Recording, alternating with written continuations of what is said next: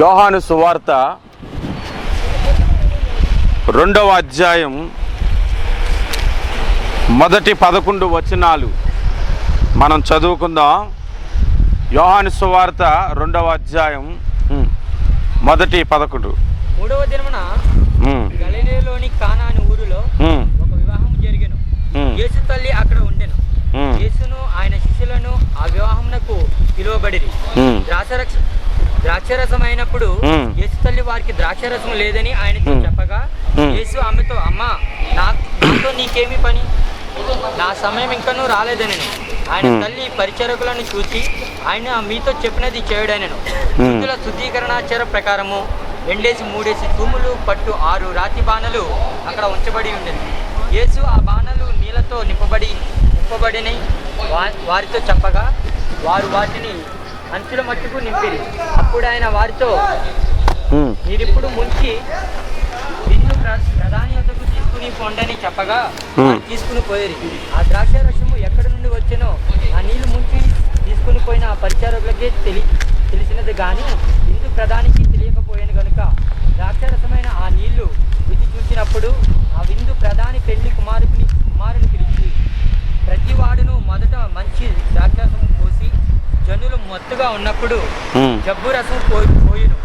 ఇవైతే ఇదివరకును మంచి ద్రాక్షరసం ఉంచుకొని ఉన్నావని ఆయనతో చెప్పాను. గలిలయలోని కానాలో యేసు ఈ మొదటి సూచన క్రియను చేసి తన మహిమను బయలుపరిచాను. అందువలన ఆయన శిష్యులు ఆయన యందు విశ్వాసం ఉంచిరి. ప్రార్థన చేసుకుందాం.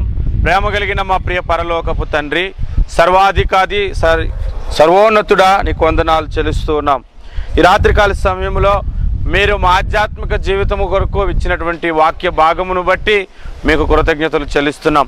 ఈ మాటల్లో నుంచి మీ సత్యమును మాకు బయలుపరిచి మీ మాటలో మా నోటికి అందించి మమ్మల్ని బలపరచమని యేసు నామమున ప్రార్థిస్తున్నాం తండ్రి, ఆమేన్.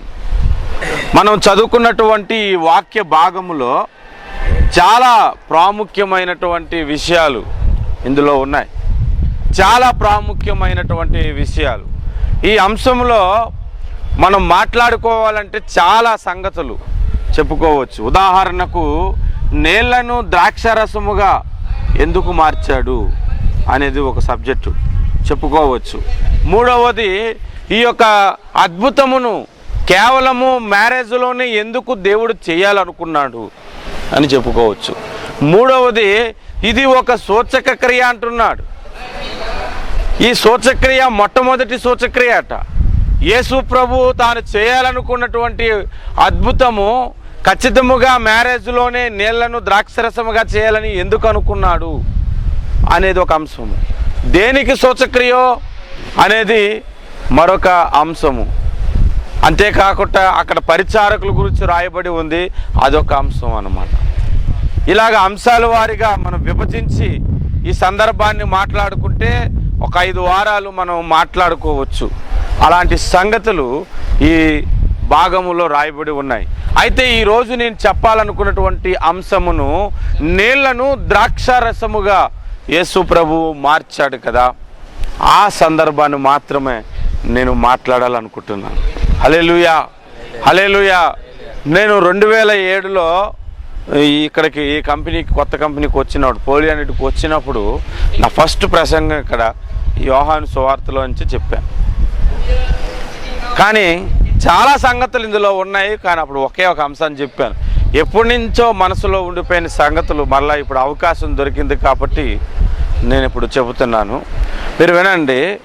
నీళ్లను దేవుడు ద్రాక్షారసముగా మార్చి ఈ సందర్భాన్ని బట్టి నేను 2007లోనే ఒక పాట కూడా రాశాను. అందులో ఒక చరణం, 2 చరణాలు పాడుతాను. నీళ్లను ద్రాక్ష రసముగా మార్చినట్లు యేసయ్యా నన్ను మార్చావు.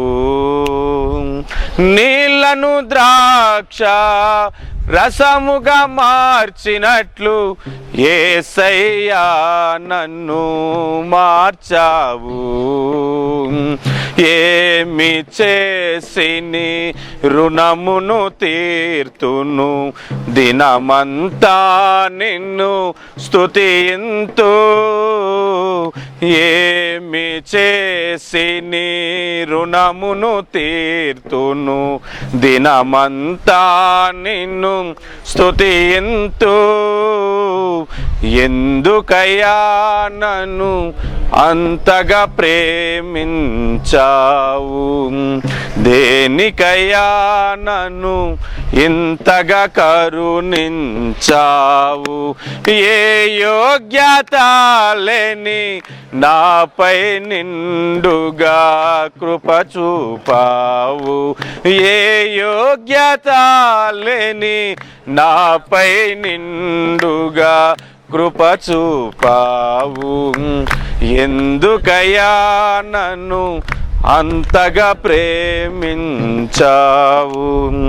మారావంటే బ్రతుకు నాదే, మధురముగా నీవు మార్చావు. మారావంటే బ్రతుకు నాదే, మధురముగా నీవు మార్చావు. ఏమి చేసి నీ రుణమును తీర్తును, నీకు సాక్షిగా నేనుందున్.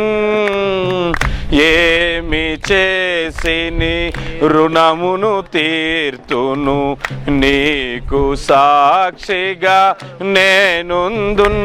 హల్లెలూయా. ఇలాగా పాటను రాసుకున్నాను. విషపు నీళ్ళ వంటి నన్ను ఉప్పు వేసి మార్చావు. ఇవన్నీ బైబిల్లో ఉన్న సందర్భాలే. అయితే ఈ నీళ్లను దేవుడు ద్రాక్షారసముగా మార్చినటువంటి ఈ సందర్భము యేసు ప్రభు చేసినటువంటి మొదటి సూచక్రియ. అద్భుతానికి సూచక్రియకి కొంచెం తేడా ఉంది. సూచక్రియ అంటే ఏదో ఒక దాన్ని సూచిస్తుందన్నమాట. అంటే ఇప్పుడు యేసు ప్రభు చేసిన ఈ అద్భుతము ఇంకోటి దేనినో తెలియజేస్తుందన్నమాట. అది సంగతి. దేన్ని తెలియజేస్తుంది? ఏదో ఒక కార్యాన్ని ఈ సూచక్రియ తెలియజేస్తుంది. అది ఒక సంగతి మనం సూచించటం అంటే, ఉదాహరణకు మామిడికాయలు బాగా దొరుకుతున్నాయి అనుకోండి మన ఇండియాలో, మనకు అర్థమైపోతుంది ఇది ఎండాకాలం అని అర్థమైపోతుంది. అవునా? అలాగా వసంతకాలమును గురించి కూడా యేసు ప్రభు మత్తయి సువార్త 24లో మాట్లాడుతున్నాడు. అంజూరపు చెట్టు చిగురించగానే వసంతకాలం వచ్చిందని మనకి తెలిసిపోతున్నట్లుగా ఇలాగా సూచక్రియ అన్నమాట. అరణ్యములో ఉన్నటువంటి పక్షులు, జంతువులు, చాలా జంతువులకి ఇంకొక 24 గంటల్లో జరగబోయే తెలిసిపోతాయంట. సునామీ రాకముందు ఆ పరిసరాల్లో ఉన్నటువంటి జంతువులను ముందుగానే పారిపోతాయి. ఈ మధ్యకాలంలో నేను టీవీ 9లో 6th సెన్త్ గురించి 30 minutes ప్రోగ్రామ్ ఇచ్చారు. అందులో కుక్కలకి ఉన్నట్టుండి ఊ అని అరుస్తుంటాయి. ఇంకొక పావుగంట అరగంటలో కీడు జరుగుతుంది అనగా అక్కడ ఎక్కడైనా, లేదంటే ఎవరైనా చనిపోతారనగా వాటికి ముందుగా తెలుస్తాయంట. అలాగ అరుస్తాయని వాటి మీద పరిశోధనలో తెలుసుకున్నారు. కాబట్టి యేసు ప్రభువు చేసినటువంటి సూచక్రియ దేనినో సూచిస్తుంది. అది దేన్ని సూచిస్తుంది? ఒకవేళ మనం బైబిల్ అంతా చదివిన వారం అయితే ఈ సందర్భాన్ని ఇంకొక దగ్గర మాట్లాడి దాన్ని సూచిస్తుందంటే ఇది ఒక మర్మముగా మనం దాన్ని ఏం చేయొచ్చు? ఇక్కడ రాయబడి ఉంది సూచిస్తుందని, ఇక్కడ జరిగింది అని మనం చెప్పుకోవచ్చు. ఉదాహరణకు పెళ్లి సంబంధాలకు వెళ్ళక ముందు ఫోటో పంపిస్తారు, కానీ పెళ్లి చేసుకునే సమయానికి ఫోటోను పెళ్లి చేసుకోరు, మనిషినే పెళ్లి చేసుకుంటారు కదా. అలాగే ఇక్కడ మన సందర్భాన్ని మనం ఆలోచిస్తే ఇక్కడ దేవుడు చేసినటువంటి ఒక కార్యం ఉంది. అందరూ కూడా శ్రద్ధగా వినాలి. ఇక్కడ మనం నేర్చుకోవలసినటువంటి ఒక పాఠం ఏంటంటే, అక్కడ మనకి 6వ వచనంలో మీరు ఆయనతో చెప్పినది చేయుడనెను, యూదులు శుద్ధీకరణాచార ప్రకారము 2-3 తూముల పట్టు 6 రాతి బాణలు అక్కడ ఉంచబడి ఉండెను. మనం బైబిల్ని చదివినప్పుడు చాలా శ్రద్ధగా చదవాలి. అక్కడ కొన్ని బాణలు ఉన్నాయి, అందులో వాటర్ వేసి ఉంటుంది. అందులో ఉన్నటువంటి వాటర్ తీసి యూదుల యొక్క శుద్ధీకరణాచార ప్రకారము ఆ కళ్యాణ మండపంలోనికి వెళ్ళే ముందు కాళ్ళు కడుక్కొని లోపలికి వెళ్తారన్నమాట. ఆ బాణలు ఎన్నున్నాయి? 6 ఉన్నాయి. ఇప్పుడు మీరు ఆలోచించండి, దేవుడికి 6 అనే సంఖ్యతో అక్కడ అవసరం ఉందా లేదా? ఒకవేళ లేకపోతే దేవుడు అక్కడ నీళ్లు కడుక్కోవటానికి బాణలు ఉండెను అని రాస్తే సరిపోదు. అది ఎన్ని అనేది మనకి సంబంధం లేకుండా పోయేది. కానీ ఖచ్చితంగా అక్కడ ఎన్ని బాణలు ఉన్నాయో రాశాడు, 6 అని. మనం ఉండి షాపుకి వెళ్ళి ఓ $10 వాలెట్ కొనుక్కొని ఆ షాపు వాడికి $100 ఇచ్చాం, తిరిగి మనకి ఎంత ఇస్తాడు? $90 ఇస్తాడు. ఒకవేళ $70 ఇచ్చారనుకో, $20 గురించి అడుగుతాం. ఎందుకంటే $20 తక్కువ ఇచ్చాడు. మన సంఖ్యకు మనకు రావాల్సిన సంఖ్య 90 అయితే ఆయన మనకేమో 70 ఇచ్చాడు, మనకి ఇంకా 20 రావాలనేది అడుగుతాం. కానీ మనం బైబిల్ చదివినప్పుడు ఎందుకు ఆ సంఖ్య వేసాడని అడగు. ఎందుకు దేవుడు 6 బాణలని అక్కడ ఖచ్చితంగా వ్రాయించాడు? ఎలక్ట్రికల్ పవర్కి వెళ్ళినప్పుడు 220 పవర్లో 110 పవర్ పెట్టాము మనం కదా. దానికి కూడా దీని నెంబర్ టాలీ అయిందో లేదో చూసుకొనే పెడతాం.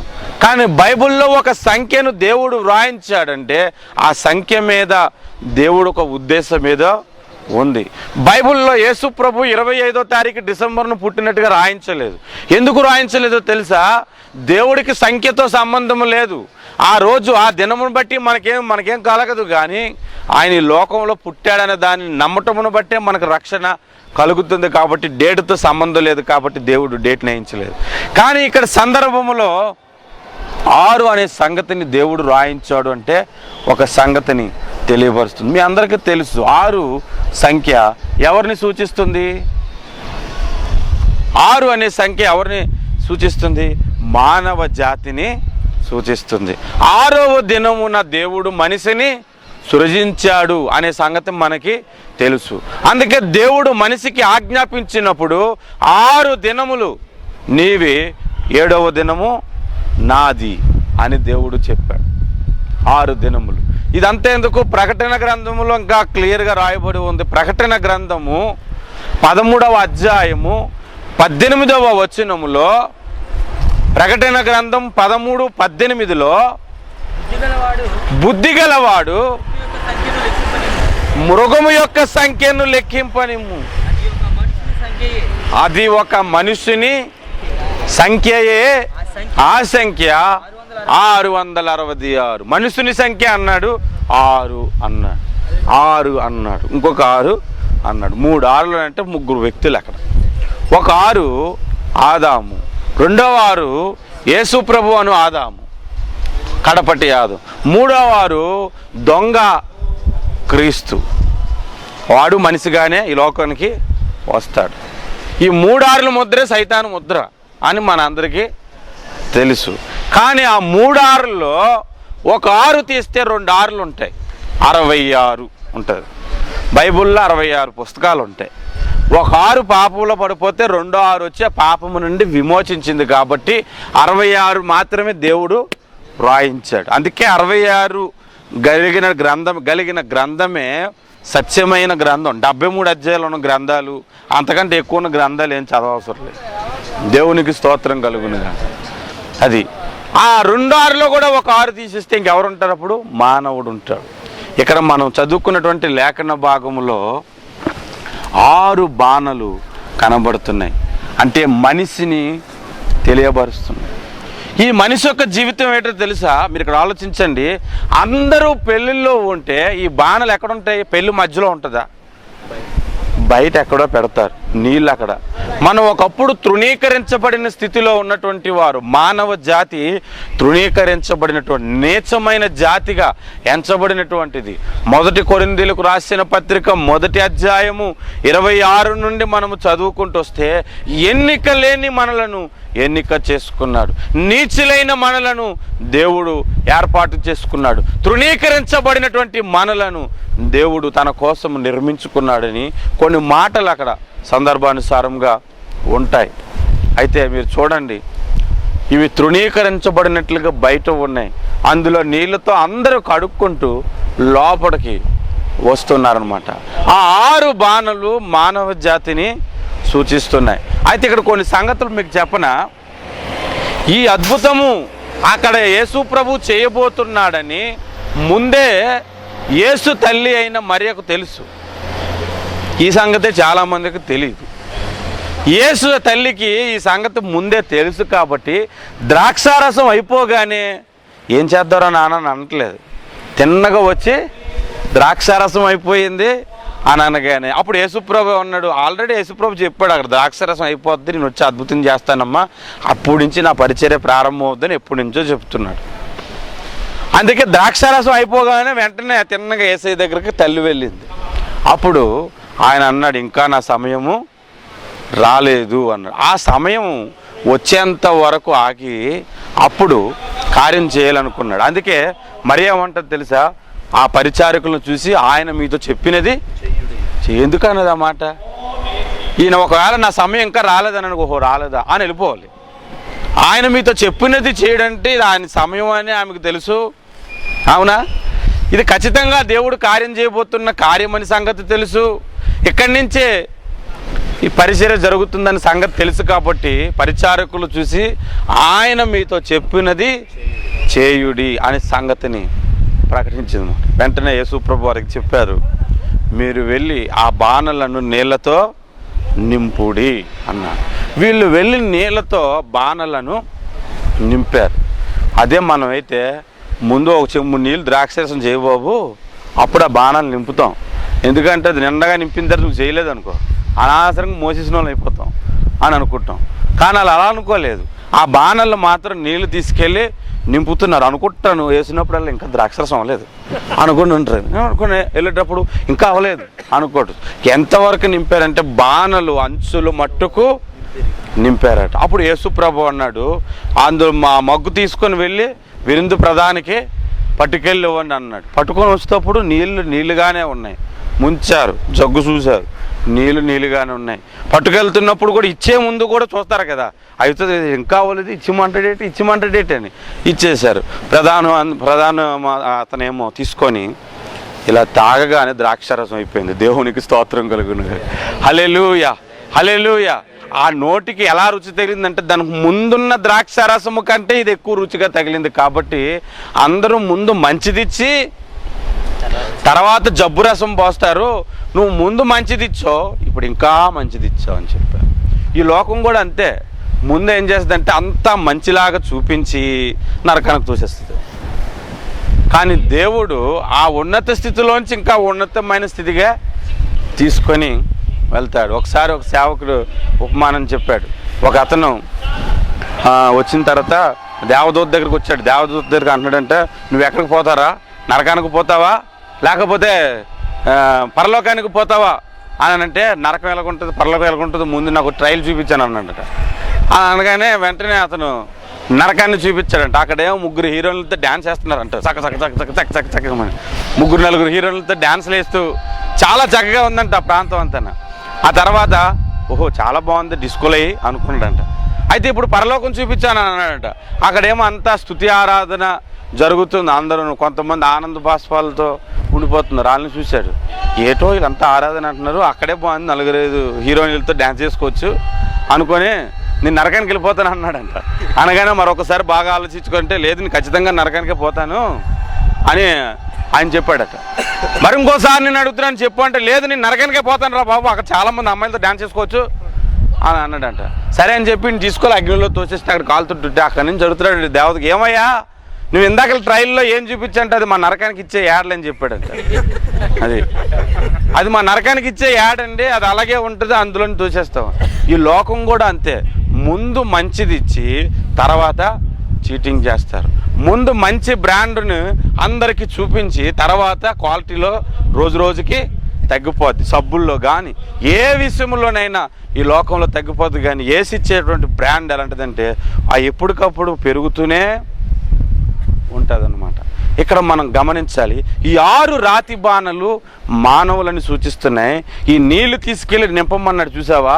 ఈ నీళ్లు దేన్ని సూచిస్తున్నాయంటే సామెతల గ్రంథమును అందరూ దయచేసి తీయండి.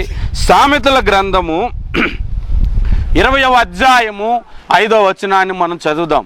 20వ అధ్యాయం 5వ వచనం. మన వాళ్ళు బోర్లోదరం మానేశారు, ప్రశాంతంగా చదవండి తొందరగా. నరుల హృదయములోని ఆలోచనలు లోతు నీళ్ళ వంటిది. చాలు, మనకు ఆన్సర్ దొరికిపోయింది. ఈ నీళ్లు ఎలాంటివంట? నరుల హృదయములోని ఆలోచనలు అన్నమాట. ఏంటయ్యే? నరుల హృదయములోని ఆలోచనలు. ఇంకొక మాట కూడా మనం చూద్దాం. అదే సామెతల గ్రంథము 18వ అధ్యాయం 4వ వచనంలో, మనుషుని నోటి మాటలు లోతు నీళ్ళ వంటివి. మనుషుని నోటి మాటలు లోతు నీళ్ళ. ఇక్కడ మీరు చూడండి, సామెతలు 24లోనేమో మనుషుని యొక్క ఆలోచనలు, వారి హృదయ ఆలోచనలు నీళ్ళ వంటివి అన్నాడు. ఇక్కడేమో మాటలు నీళ్ళ వంటివి అంటున్నాడు. మీరు ఆలోచించండి, హృదయములో ఉన్నదే నోటిలో నుంచి బయటికి వస్తుంది. హృదయము దేనితో నిండి ఉంటుందో అదే బయటికి వచ్చునని మత్తయి సువార్త 20వ అధ్యాయం చూడండి. మత్తయి సువార్త 12:34లో రాయబడింది. హృదయము నిండిన దాన్ని బట్టి నోరు మాట్లాడును అని రాయబడి ఉంది. హృదయము దేనితో నిండిపోతుందో అదే మాటలుగా వస్తుంది. అంతే. హృదయం బూతులతో నిండిపోయింది అనుకోండి, అది సడన్గా టక్కమని వచ్చేస్తుంది. పరిశుద్ధుడు పక్కన ఉన్నాడని కూడా మర్చిపోతారు అన్నమాట. టకాలమని వచ్చేస్తుంది. అబ్బో ఈడు దొరికానేట అని అనుకుంటారనమాట. ఒకసారి ఒక సహోదరుడు నాకు సందర్భం బట్టి గుర్తుకొచ్చింది. మా ఇద్దరం కలిసి మాట్లాడుకుంటుంటే ఆలయ నారతిలో ఆకరిచితి మంటలలో అన్నాడు. ఇలా నా వైపు చూశాడు. చూడగానే నేను ఆయన వైపు చూశాను. ఈ పాట ఎందుకు రా ఇడు పాడుతున్నాడు అనుకున్నాను. చాలా బాగా రాశాడు, భక్తుడు అనేసాడు నా దగ్గర. అంటే నాకు తెలియదు అనుకోని, నేను అది ఆలయం అని అన్నాడు కదా, ఆ దేవుడి పాట నేను అనేసుకుంటాడు, వీడికి ఏం తెలియదు అని. బాబు, అది సుస్వాగత సినిమాలో పాట, నాకు తెలుసు, నేను ప్రభువు నమ్ముకోకముందు చాలాసార్లు చూశాను అది అని నేను చెప్పాను అనమాట. ఇలాగా చాలామంది దేంతో నిండిపోతే అదే బయటికి వచ్చేస్తుంటుంది. దేంతో మనం ఎక్కువగా నింపుకుంటాం అది బయటికి వస్తుంది. మన హృదయాలోచనలు చెడ్డవు అనుకోండి, బయటికి ఎలా వస్తాయి? ఆ చెడు అంతవి కూడా బయటకు వస్తాయి. అందుకే హృదయముల గురించి మార్కు సువార్త 7వ అధ్యాయంలో ప్రభువు కొన్ని మాటలు మాట్లాడుతూ చూడండి. మార్కు సువార్త 7వ అధ్యాయము 18 నుంచి 23 వచనాలు చూస్తే, వారితో ఇట్లా నేను మీరింత అవివేకులై ఉన్నారా? లోపల నుండి వెలుపల నుండి లోపలికి వెళ్ళినది. మీరు బయట నుండి చికెను, మటను, ఇంకేదైనా సరే లోపడేసేయండి. దాన్ని బట్టి నువ్వు అపవిత్రం కావు. నువ్వు పంది తిను, ఇంకేదైనా తిను, కానీ నువ్వు అపవిత్రం కాదు. ఇది తినొచ్చు, ఇది తినకూడదని రూల్స్ ఏం మనకు లేవు. కానీ లోపల నుండి బయటకు వచ్చేవి మనిషిని అపవిత్రం చేస్తాయి. లోపల నుంచి ఏమొస్తాయి? పేగులు వస్తాయా? రావు. లోపల నుంచి తిన్నది కక్కేస్తున్నావా రోజును? అది రాదు. మరి లోపల నుంచి ఏమొస్తున్నాయి? మాటలు వస్తున్నాయి. ఎలా ఉంటాయి మాటలు? చదువుతాముడు అపవిత్రపరచును. లోపలి నుండి అనగా మనుషుల హృదయములో నుండి దురాలోచనలు, జారత్వము, దొంగతనము, వ్యభిచారము, కోపములు, చెడుతనమును, మొత్తం 13 నెంబర్లు ఉంటాయి. లెక్కేసుకోండి ఏమని చెప్పాడు. మొత్తం ఎన్ని ఉంటాయంటే 13 ఉంటాయి. అబ్రహాము 13 రాజ్యాలను, కలిసి వచ్చిన రాజ్యాలను జయించాడు. అలాగే మనము ఈ 13 దేశాలను గెలిచేయాలన్నమాట. ఏ 13 హృదయంలో ఉన్నా ఈ 13ని, అబ్రహాము 13 రాజ్యాలను గెలిచినట్లుగా మనం ఈ 13ని గెలిచేయాలి. అందుకనే పాత నిబంధనలు ఆ మాటను రాయించాడు. హల్లెలూయా. గెలవాలి, అది సంగతి. ఇప్పుడు ఇంతకీ నా టాపిక్ ఏంటంటే, హృదయము ఒక ఆలోచనలు నీళ్ళ వంటివి. హృదయంలోని ఆలోచనలతో ఉన్నటువంటి మాటలను బట్టి నోటి మాటలుగా వస్తే అవి కూడా నీళ్ళ వంటివి. మానవుడి యొక్క హృదయం ఎప్పుడు చెడిపోయిందంటే, ఆదికాండం 6వ అధ్యాయంలోనే రాయబడి ఉంటుంది. నరుల యొక్క ఆలోచన ఎల్లప్పుడూ చెడ్డదనియు అని రాయబడి ఉంటుంది. 6వ అధ్యాయము తీయండి. ఆదికాండం 6వ అధ్యాయం 5వ వచనం. నరుల చెడుతనము భూమి మీద గొప్పదనియు, నరుల చెడుతనము భూమి మీద గొప్పదనియు, హృదయం యొక్క తలంపుల్లోని ఊహ అంతయు, వారు హృదయంలోని తలంపులకు ఊహంతయు ఎల్లప్పుడూ కేవలము చెడ్డదని. చూడండి, నరుల హృదయంలోని ఆలోచనలు ఎల్లప్పుడూ కేవలం చెడ్డదని. చెడ్డదంట, ఎల్లప్పుడూ చెడ్డవేయి. భయంకరమైనటువంటి అదే ఆదికాండం 8:21 కూడా చూడండి. ఆదికాండం 8:21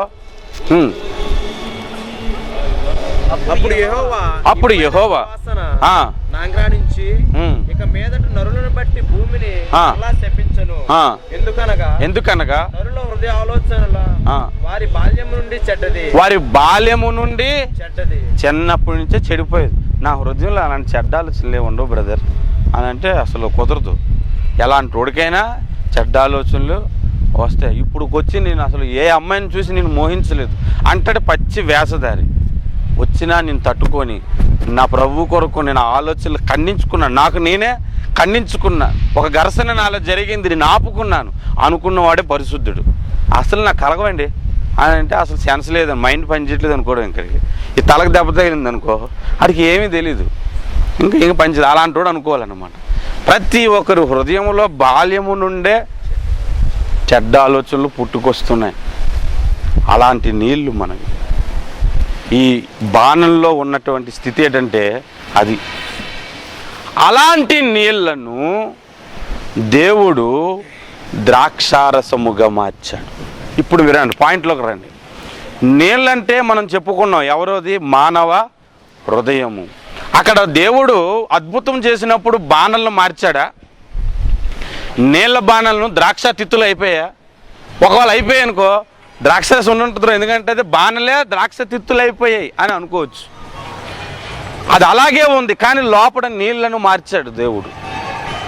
అలాగే మనం ఇలాగే ఉన్నాము, మనలోని స్థితిని దేవుడు మార్చాడు. ఎలా మార్చాడు? ద్రాక్షారసముగా మార్చాడు. నీళ్ళంటే నరులకు చెడు ఆలోచనలు, చెడు మాటలు అని మనం చెప్పుకున్నాం కదా. మరి ద్రాక్షారసం అంటే ఏమిటి? ఎలా మార్చాడు దేవుడు? చెప్పండి ఒక మాట నాకు మీరు. ద్రాక్షారసం అంటే ఏమిటి? గట్టిగా. రక్తానికి సాదృశ్యం. ఇంకా ఇప్పుడు నేను చెప్తాను వినండి, మీ అందరికీ తెలిసిన సంగతే. యోహాను సువార్త 15వ అధ్యాయము 1వ వచనములో యేసు ప్రభు ఒక మాట అన్నాడు. నేను నిజమైన ద్రాక్షావల్లిని అన్నాడు.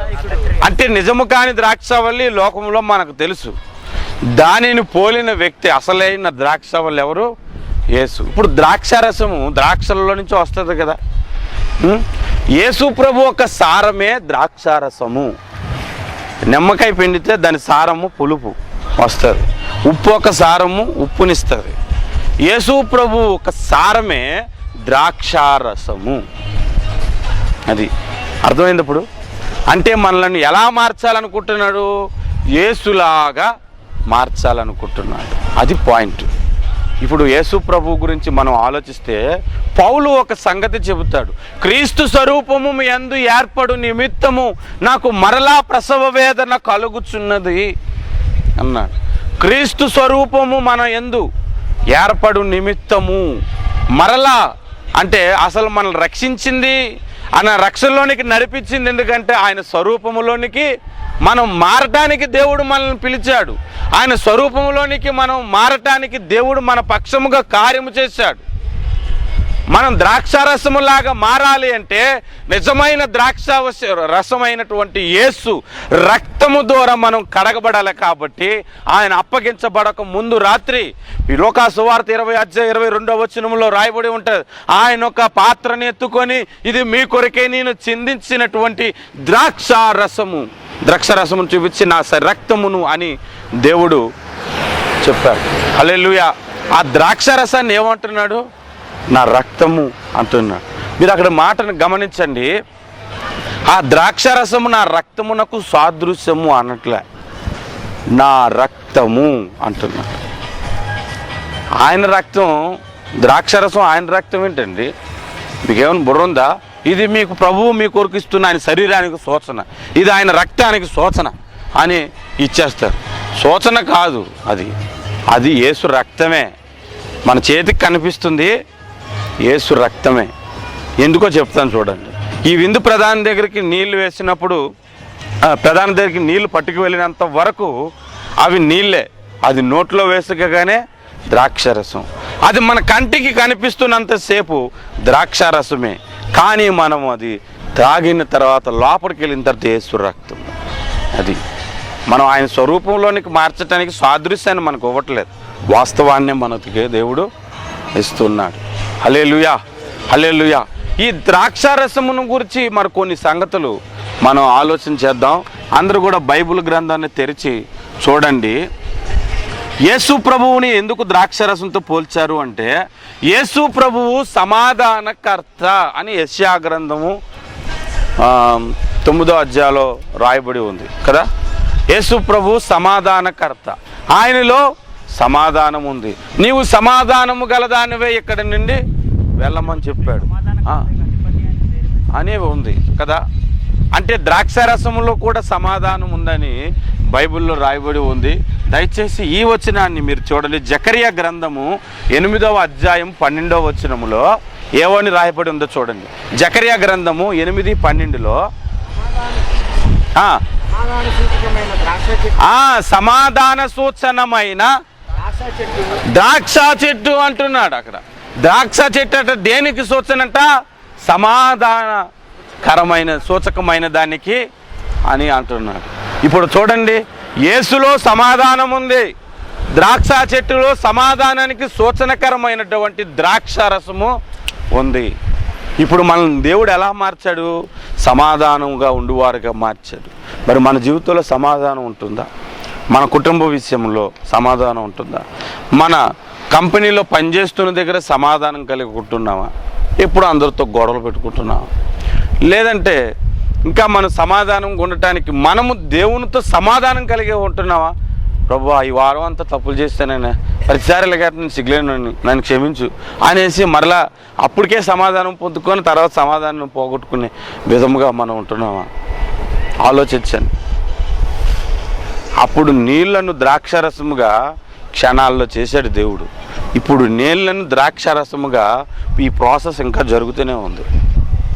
ఈ ప్రాసెస్ ఇంకా జరుగుతుంది. దీనికి సూచనే ఆ అద్భుతం, దీనికి సూచనే ఆ నీళ్లను ద్రాక్షరసముగా మార్చటం. ఇది పెళ్లి ప్రసంగానికి బాగా వాడతారు. పెళ్లి ప్రసంగమే కాదు, ఇందులో మానవ జాతిని కూర్చిన అవసరమైన సంగతులన్నీ ఉన్నాయి.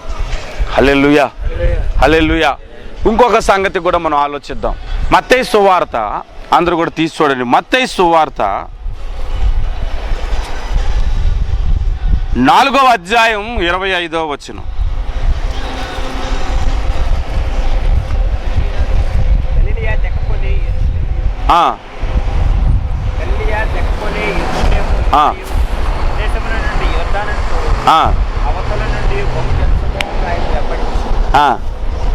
అక్కడ స్వస్థత గురించి ఉంటుంది.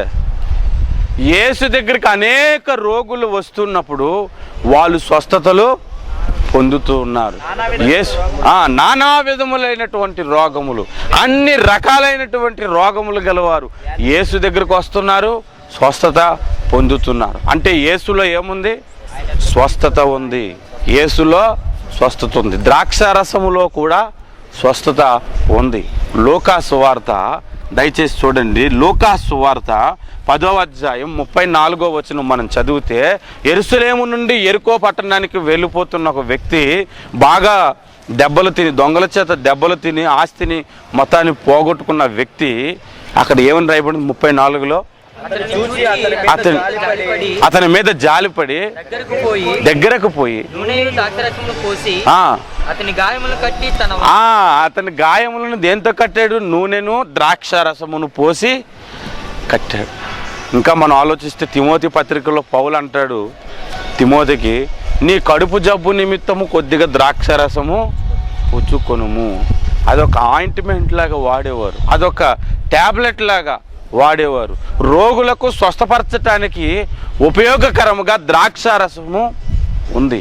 యేసు కూడా స్వస్థపరుస్తున్నాడు. ద్రాక్షారసము వలన కూడా స్వస్థత కలుగుతూ ఉంది, మరి మన వలన కూడా స్వస్థత కలగాలి.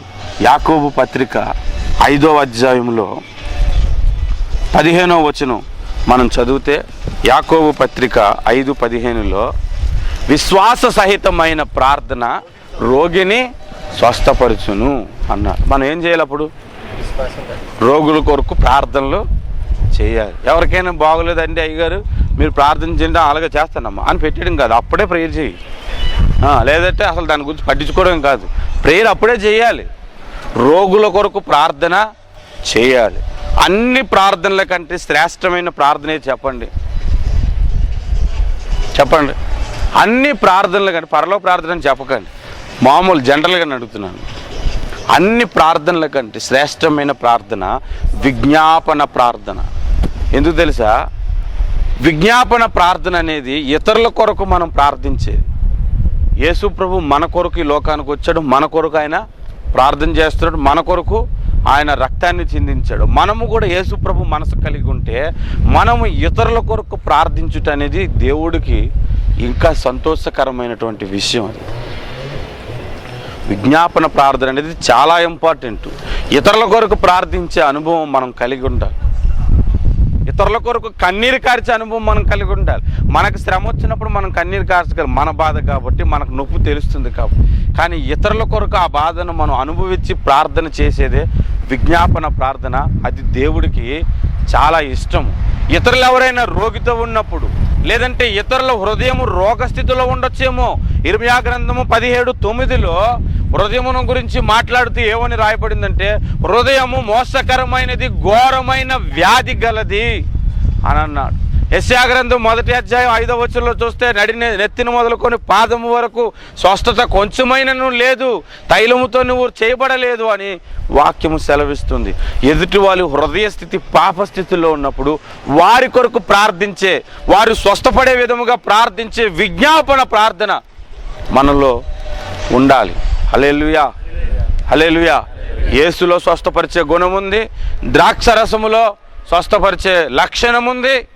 మనలో కూడా మన ప్రార్థనల వలన ఇతరులు స్వస్థపడాలి, మన ప్రవర్తన వలన ఇతరుల హృదయము స్వస్థపరచబడాలి. స్వస్థ బుద్ధి గలవారై అని అంటాడు పేతురు. బుద్ధికి కూడా స్వస్థత బుద్ధి ఉండదు, దానికి కూడా రోగాలు ఉన్నాయని అర్థం.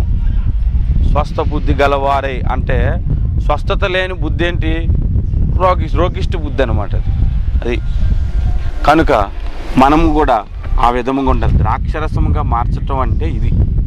ఇంకొక మూడవ సంగతిని మనం చూద్దాం, దయచేసి చూడండి. యేసుక్రీస్తు ప్రేమ కలిగినటువంటి ప్రభు. కొరింథీయులకు రాసిన పత్రిక 2వ పత్రిక 5వ అధ్యాయం 14వ వచనం మీరు చూస్తే, కొరింథీయులకు రాసిన 2వ పత్రిక, క్రీస్తు ప్రేమ మమ్ములను బలవంతము చేయుచున్నది. చాలు. యేసు ప్రభు ప్రేమను గురించి బైబిల్లో చాలా మాటలు ఉన్నాయి. దేవుడు లోకమును ఎంతో ప్రేమించెను కాగా తన అద్వితీయ కుమారుని అనుగ్రహించనని ఉంది కదా. ఆయన కూడా ఎందుకు వచ్చాడు? ప్రేమ లేకుండా వచ్చాడా? ఆశంగా వెళ్ళమన్నాడు. సరే నేను మార్కాదనకి వెళ్తున్నాను అని నేను రాలేదు. ఆయన కూడా ప్రేమించే ఈ లోకానికి వచ్చాడు, పాపులను ప్రేమించి వచ్చాడు. యేసులో ప్రేమ ఉంది. ద్రాక్ష చెట్టులో కూడా, ద్రాక్షారసములో కూడా ప్రేమ ఉంది. ఎక్కడుందంటే బైబిల్లో పరమగీతం 1వ అధ్యాయములో, నీ ప్రేమ ద్రాక్షారసము కంటే మధురమైనది అని ఉంటాడు. నీ ప్రేమ ద్రాక్షారసము కంటే మధురమైనది. నీ ప్రేమ ద్రాక్షారసం కంటే మనోహారం. నేను 2012లో రాసిన పాటలకి ఒక పల్లవిది, ఒక వచ్చిన ఒక లైన్ ఇది. దేవుని ఒక ప్రేమ ద్రాక్షారసముతో అక్కడ పోల్చబడింది కదా. అంటే ద్రాక్షారసము కూడా ప్రేమకు సూచన. యేసులో ప్రేమ ఉంది, ద్రాక్షరసములో ప్రేమ ఉంది. మనలో ఏముండాలి? అప్పుడు నీళ్లను ద్రాక్షరసముగా మారిస్తే ఏముండాలి చెప్పండి? గట్టిగా చెప్పట్లే. ప్రేమ కలిగి ఉండాలి. హల్లెలూయా. కొరింథీయులకు రాసిన 1వ పత్రిక 13వ అధ్యాయం మొదటి వచనములో మనుష్యుల భాషలతోనూ మనుషుల భాషలతోనూ అంటే ఇంగ్లీష్ కానీ లేదంటే తమిళ్ కానీ హిందీ కానీ ఏ లాంగ్వేజ్ అయినా, నేను ఇంగ్లీష్ మాట్లాడితే పెద్ద సేవకుని అనుకోకుండా మాట్లాడగలిగి దేవదూతల భాషలతోనూ దేవదూతల భాషలు, ఇది మనకు అర్థం కాదు, పరిశుద్ధాత్మ భాషలు. నేను మాట్లాడినను ప్రేమ లేని వాడినైతే మ్రోగెడి కంచెను గణగణలాడు తాళమునై ఉందును. అంతే. తర్వాత ప్రవచించు కృప కొండలను పికిలించు విశ్వాసము కలిగి ఉన్న వారును ప్రేమ లేని వాడినైతే వ్యర్థుడను అని అంటాడు. అవునా? కాబట్టి ఎంత ప్రార్థనాపరుడైనా, ఎంత భాషలు మాట్లాడినా, ఎన్ని సంఘాలు కట్టేసినా, ఎంత ఇది చేసినా ప్రేమ లేకపోతే వాడు వ్యర్థుడు. వాడు ద్రాక్షరసం అని పిలవబడడు. ద్రాక్షరసముగా మార్చబడలేని వ్యక్తి అన్నమాట. యేసు నీళ్ళను ద్రాక్షరసంగా క్షణాల్లో చేశాడు, కానీ మనలను ద్రాక్షరసముగా మార్చటానికి ఆయన ఎంత శ్రమ పడుతున్నాడంటే, ఆయనే ద్రాక్షవల్లిగా మారిపోయి, ఆయనే ద్రాక్ష ఫలముగా మారిపోయి మన కొరకు నలిగిపోయి రక్తముగా కారిపోయిందన్నమాట ఆయన రక్తం, మనలను ప్రేమగా మలచటానికి. హల్లెలూయా, హల్లెలూయా, దేవునికి స్తోత్రం కలుగు. ఇంకొక కొన్ని విషయాలు మనం చూద్దాం. మత్తయి సువార్త 3వ అధ్యాయం 17వ వచనంలో బైబిల్లో ఒక మాట రాయబడి ఉంది. మత్తయి సువార్త 3:17లో యేసు ప్రభు బాప్తిసం పొందుకుంటున్న సమయంలో మరియు ఇదిగో ఈయనే నా ప్రియ కుమారుడు, ఈయన యందు నేను ఆనందించుచున్నానని దేవుడు యేసు ప్రభువును బట్టి ఆనందిస్తున్నాడంట. యేసు ప్రభు చేసిన కార్యమును బట్టి దేవుడు ఆనందిస్తున్నాడంట. హల్లెలూయా, హల్లెలూయా. ఇప్పుడు యేసు ప్రభువును బట్టి దేవుడు ఆనందిస్తున్నాడు, బాగానే. యేసు ప్రభువును బట్టి మనుషులు కూడా ఆనందిస్తున్నారు. అది కూడా మీరు బైబిల్లో చూడండి. 1 పేతురు 1:8-9లో ఆయన మహిమను బట్టి చెప్పసఖ్యము కాని మహిమ ఆనందమును మేము కలిగి ఉన్నామని పేతురు మాట్లాడుతున్నాడు. అవునా? అంటే యేసు ప్రభువును బట్టి దేవునికి సంతోషము, మానవులకు సంతోషము. ద్రాక్ష చెట్టును బట్టి కూడా అంతే. న్యాయాధిపతుల గ్రంథము 9వ అధ్యాయము దయచేసి చూడండి. న్యాయాధిపతుల గ్రంథము 9వ అధ్యాయం 12-13లో చెట్లన్నీ మీటింగ్ పెట్టుకుంటే అక్కడికి చెట్లన్నీ కూడా ద్రాక్ష చెట్టు దగ్గరకు వచ్చి నువ్వు మాకు రాజుగా ఉండు అని ఆ ద్రాక్ష చెట్టుతో మాట్లాడినప్పుడు ఆ ద్రాక్ష చెట్టు ఏమంటుందంటే, నేను మనుషులను దేవుడిని సంతోష పెట్టడం మానేసి ఇటు అటు తిరుగుతూ రాజుగా ఉండటానికి నేను వస్తానా? మనుషులకు సంతోష పెట్టేది, దేవుడికి సంతోష పెట్టేది ద్రాక్షరసం. మన యేసు ప్రభువు వలన మనుషులకు సంతోషమే, దేవుడికి సంతోషమే. మరి మన వలన ఎలా ఉండాలి? ఇప్పుడు మనుషులకు సంతోషంగా ఉండాలి, దేవుడికి సంతోషంగా ఉండాలి. బైబిల్లో ఒక వ్యక్తి ఉన్నాడు, అతడి వల్ల దేవుడికి సంతోషం లేదు, అతడి వల్ల మనుషులకి సంతోషం లేదు. ఆడంటే భయం. దేవుడికేమో ఆడంటే అసహ్యం, వాడంటే మనుషులకు భయం. చెప్పండి ఆ వ్యక్తి అక్కడ ఉన్నాడు. లూకా సువార్త 18వ అధ్యాయం 2వ వచనంలో రాయబడి ఉంటుంది. ఎలా ఉంటుందంటే అక్కడ, అతడు దేవునికి భయపడకయు మనుషులకు లెక్క చేయకయు ఉన్న వ్యక్తి. ఒక న్యాయాధిపతి ఒక పట్టణంలో ఉండాను. ఆడి మీద ఉన్న విశ్వాసము అక్కడ ఉన్న విధవరాలకి న్యాయాధిపతుడైన దేవుని మీద మనకు లేదు. ఆమెకు అంత విశ్వాసం ఉందంట. ఆమె విశ్వాసాన్ని మెచ్చుకుంటే 8వ వచనంలో మనిషి కుమారుడు మరలా ఈ భూమి మీదకి వచ్చినప్పుడు ఆ విశ్వాసమును కనుగొనగలనా అని అంటున్నాడు. దేవుడు అంటే లెక్కలేదు ఆయనకి, మనుషులన్నా కూడా లెక్కలేదు. అలాంటి వాడిని నమ్మింది ఒక ఆవిడ. మనకంటే మన మీద లక్ష్యం ఉంది దేవుడికి. మనం అంటే మనుషులకు కొద్దిగా ప్రేమ కొద్ది మంచి స్థితిలో ఉన్నాం. మరి ఇంకెంతగా మనం దేవుడిని నమ్మాలి? ఎలాంటి విశ్వాసాన్ని దేవుడు మన యందు ఆశిస్తున్నాడు ఆలోచించండి. నీళ్లను ద్రాక్షరసముగా మార్చటము అంటే మనం సమాధానముగా ఉండాలి. అందరూ సమాధానంగా ఉండటానికి ద్రాక్షరసం, ప్రేమ కలిగి ఉండాలి, అందుకు ద్రాక్షరసం. మనుషులను సంతోషపెట్టే విధముగా ఉండాలి. ఒక వ్యక్తి పాప స్థితిలో నుంచి రక్షించబడ్డాడంటే పరలోకంలో గొప్ప సంతోషము కలుగును అని రాయబడి ఉంది. పరలోకంలో గొప్ప సంతోషము కలుగుతుందంట. ఒక వ్యక్తి తప్పిపోయాడు, రక్షించబడిన వ్యక్తి తప్పిపోయాడు, మరలా తిరిగి వస్తే ఆ తప్పిపోయిన కుమారుని కథలో మనం చదివితే ఆ తండ్రికి ఎంత సంతోషం అంటే ఇంకా అక్కడ ఉన్నటువంటి గొప్ప విందు చేసి అందరూ నాతో పాటు సంతోషించండి, నా కుమారుడు చనిపోయి మరలా బ్రతికాను, నా కుమారుడు తిరిగి వచ్చాడు, అందరూ నాతో పాటు సంతోషించండి అంటున్నాడు. ఒక వ్యక్తి ఈ లోకములో పరిశుద్ధంగా జీవిస్తూ తప్పిపోతే మరలా తిరిగి వస్తే దేవుడికి సంతోషం. కానీ ఏ మొహం పెట్టుకుని వెళ్తావురా అని సైతాన్ చెప్తాడు, ఇటు వెళ్ళడం మానేస్తాడు. వస్తేనే సంతోషం అని ఆయన ఎదురు చూస్తున్నాడు, ఏ మొహం పెట్టుకుని వెళ్తాం అని మనలు మానేస్తారు. సడన్గా మన హృదయంలో జరిగిన పాపాలకు అనుకోండి ఎవరికి తెలియదు కాబట్టి దేవా నన్ను క్షమించని వచ్చి కూర్చుని పోతాం. అదే మనం చేసే పాపము అందరికీ తెలిసిపోయింది అనుకోండి, సంఘం అంతటికి, మరలా అక్కడికి రావడానికి సిగ్గు. దేవుడి దగ్గర అంటే వచ్చేస్తారు కానీ మనుషుల దగ్గరికి రాలేరు కదా. కానీ దేవుడు అలాంటప్పుడు కూడా అక్కడికి వచ్చేసి నన్ను క్షమించి ప్రభు అని తిరిగి వచ్చేసాడు అనుకో, ఎంత సంతోషిస్తారో తెలుసా? మనుషులు సంతోషించరు, అక్కడ ఇది వచ్చేసాడు మళ్ళీ అని అంటారు. ఇందుకే మరి సంఘాలు విడిపోవడానికి కూడా కారణాలు ఇవే. ఒకడు తప్పిపోయినప్పుడు మరలా వచ్చినప్పుడు చేర్చుకునే లక్షణం లేకపోవటమే. ఇంకెందుకు ఆధ్యాత్మిక జీవితాన్ని కాపాడుకోవాలి, పరిచర్య కావాలి, రాను ఊరు వస్తే తల కొట్టేసినట్టు ఉంటుంది, అందుకని వేరే దుకాణం. కనుక మనుషులను సంతోషపెట్టే విధముగా మనం ఉండాలి. యేసు ప్రభువు మనుషుల దయయందును దేవుని దయయందును వర్ధిల్లుతూ ఉండను. మనము కూడా మనుషుల దయ కలిగి ఉండాలి, దేవుని దయ కూడా కలిగి ఉండాలి. ఈ మధ్యకాలంలో ఒక వ్యక్తి మన అభిషేక్తో అన్నాడంట, ఏం తమ్ముడు బాగున్నావా అని అడిగాడంట. బాగున్నానన్నా దేవుని కృపను బట్టి అన్నాడంట. సుదర్శన కృప బట్టి కదా అని అన్నాడంట. మీరు వినండి, చూడండి ఎంత తెలివిగా అన్నాడంటే, సుదర్శన కృప బట్టి కాదా అన్నాడంట. నా దగ్గరకు వచ్చి బాధపడుతూ చెప్పాడు. అప్పుడు నేను అన్నాను, నా దయ వలన కూడా నువ్వు బాగానే ఉంటున్నావురా బాబు, ఎందుకంటే బైబిల్లో ఉంది మనుషుల దయందును దేవుని దయందును యేసు ప్రభువే వర్ధిల్లాడు.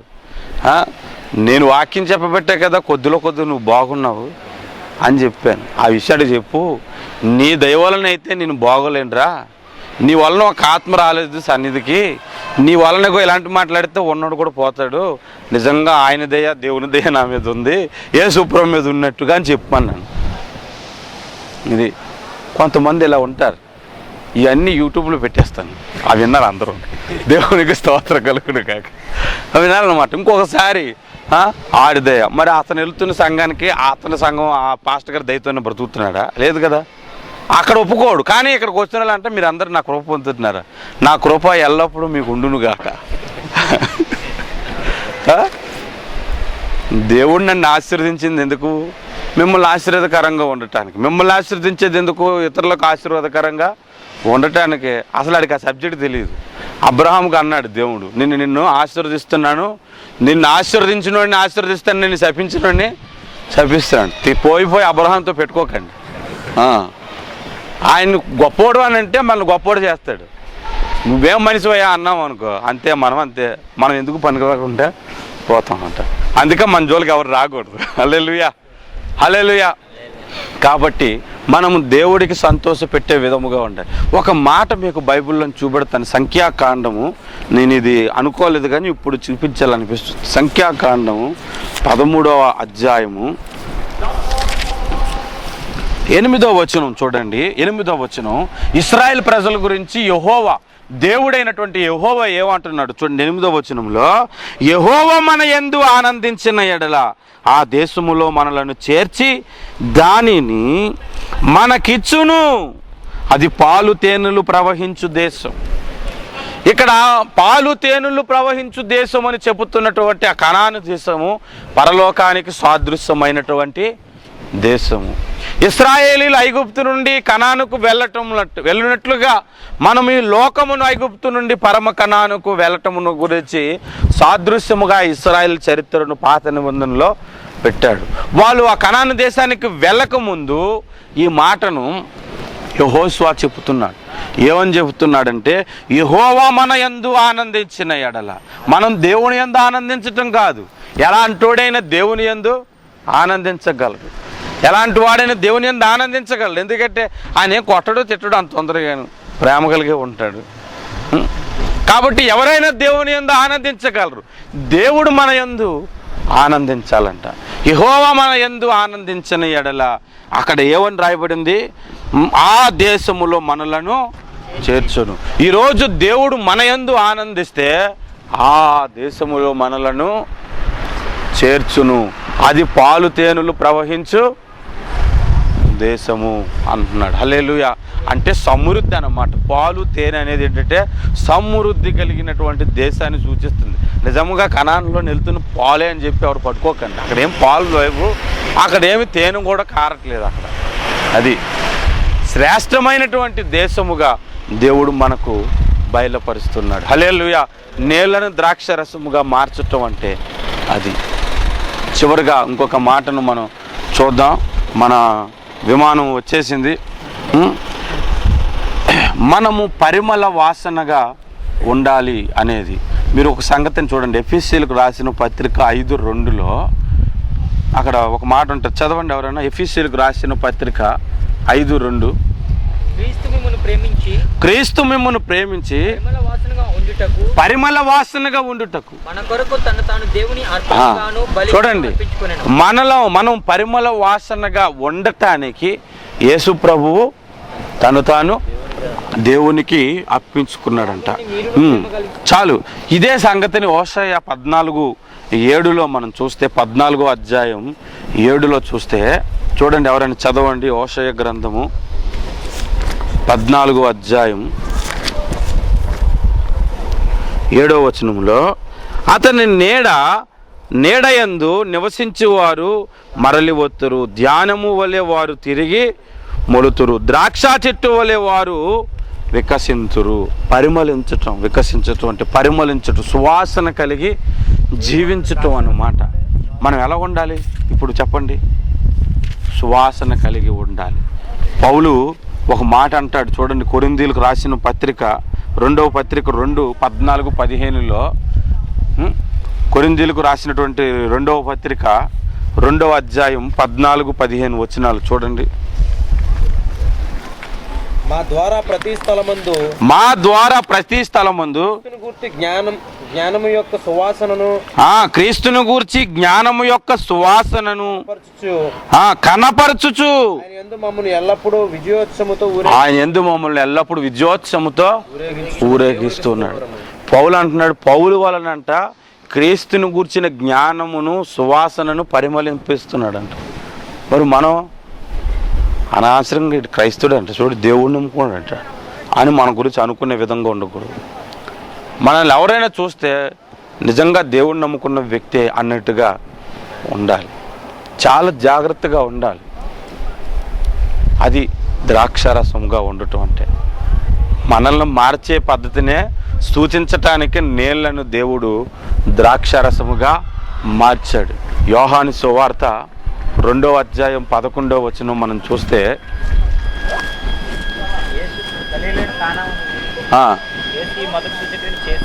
యేసు మొదటి సూచక్రియను చేసి అందువలన ఆయన శిష్యులు ఆయన యందు విశ్వాసం ఉంచారట. ఎందుకు? ద్రాక్షరసముగా మార్చినందుకు.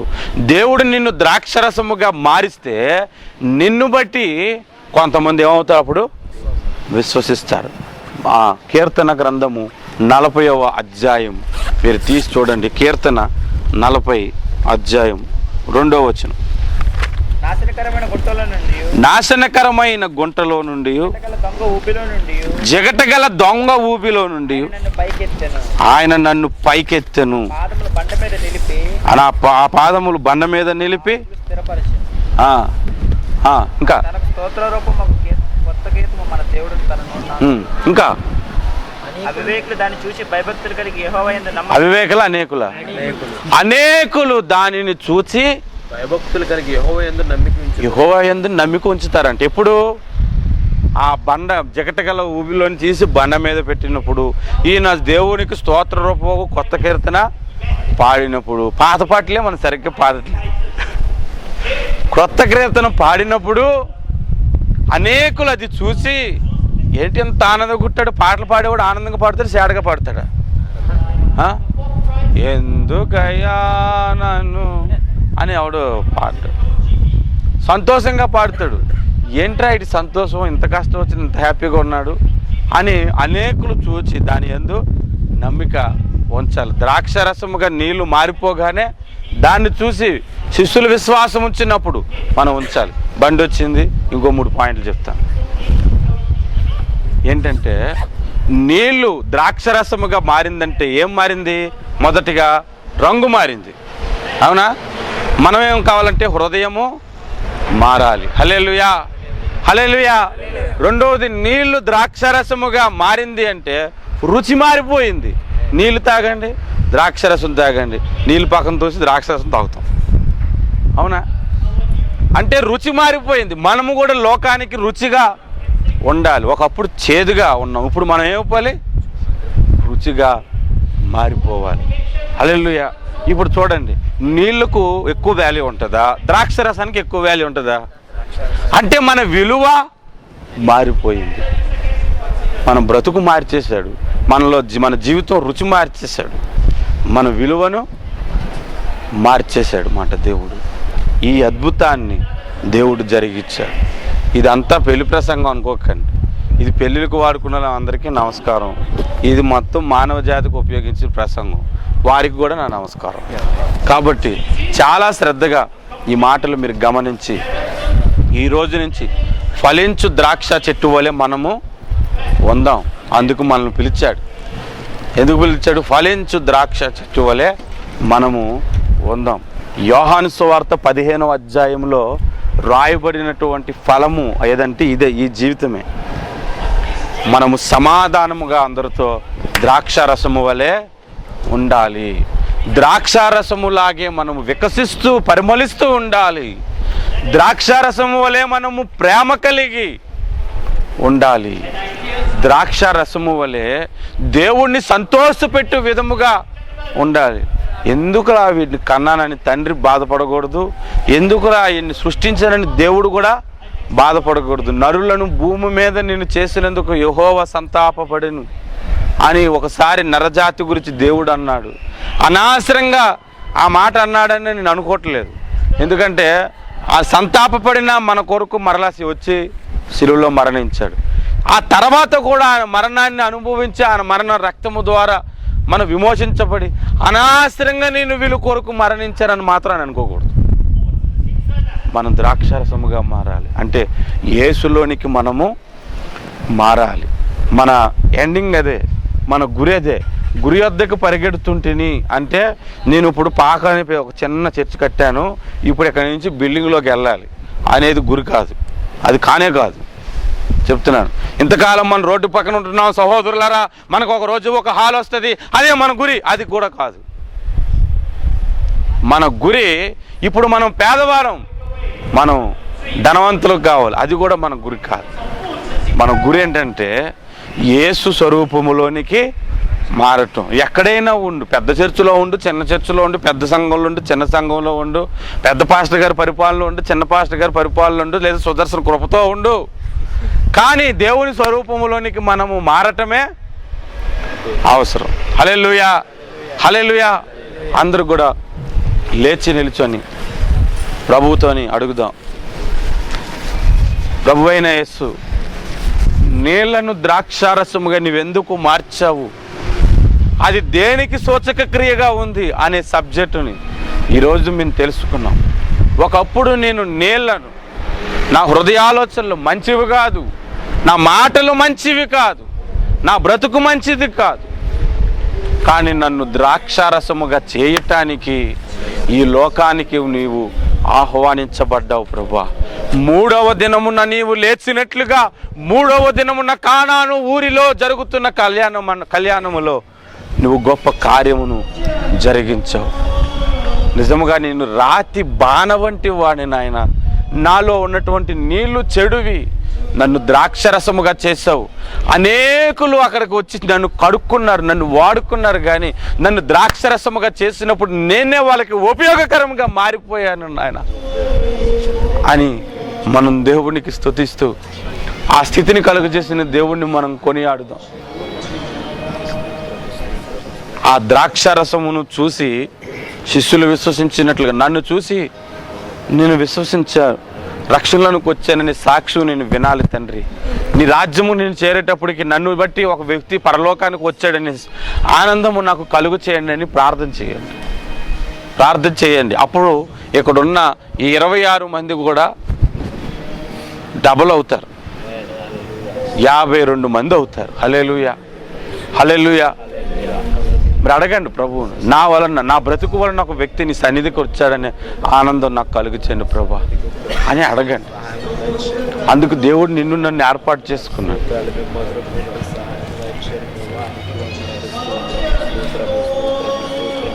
దేవుడు నీతో మాట్లాడాడు సహోదరుడా. మనం మార్చుకోవలసింది ఎంతో ఉంది, మనం జీవితాన్ని సరిచేసుకోవలసింది ఎంతో ఉంది, మన సరైనటువంటి త్రోవలో మనల్ని నడిపించుకోవలసిన స్థితి ఎంతో ఉంది మంది. మనం ద్రాక్షారసముగా మారాలి. మనం ద్రాక్షారసముగా మారాలి అంటే పాలు పెరుగవటానికి తోడు ఎలాగేస్తారో దేవుడు తన రక్తాన్ని ద్రాక్షారసముగా మన మధ్యకు తీసుకొచ్చాడు.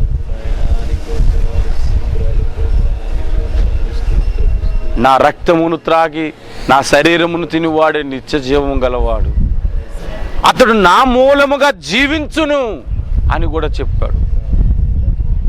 వానిలో నా జీవముండును అని కూడా చెప్పాడు. ఆయన జీవముంటే ఆయన మూలముగా మనం జీవిస్తే మనం ఒక ద్రాక్షారసము వలె క్రీస్తు వలె మనం జీవిస్తాం. ప్రభువుని అడగండి, ప్రతిరోజు ఈ సందర్భం గురించి ప్రార్థించి నన్ను బట్టి ఇంకొకరు రావాలని. అందరూ కూడా 2 చేతులు పైకెత్తుదాం, బిగ్గరగా దేవుడిని స్తుతిస్తూ ఒక్కరు మాత్రం ప్రార్థన చేద్దాం. ఒకే ఒక్కరు ప్రార్థన చేద్దాం. మీలో ఎవరికైతే దేవుడు ప్రేరేపిస్తున్నాడో, నేను ముందే చెప్పాను విజ్ఞాపన ప్రార్థన చేయటం దేవుడికి ఇష్టమని. ఎవరైతే మీకు ప్రేరేపణ కలిగి ఉంటున్నారో నేను ఆ మాటలు ముగించగానే వారు ఇక్కడ ఉన్న వారందరి కొరకు ప్రార్థన చేయండి. దయచేసి ఎవరో ఒకరు ప్రేరేపించబడిన వారు ఒకరు ప్రార్థన చేయండి.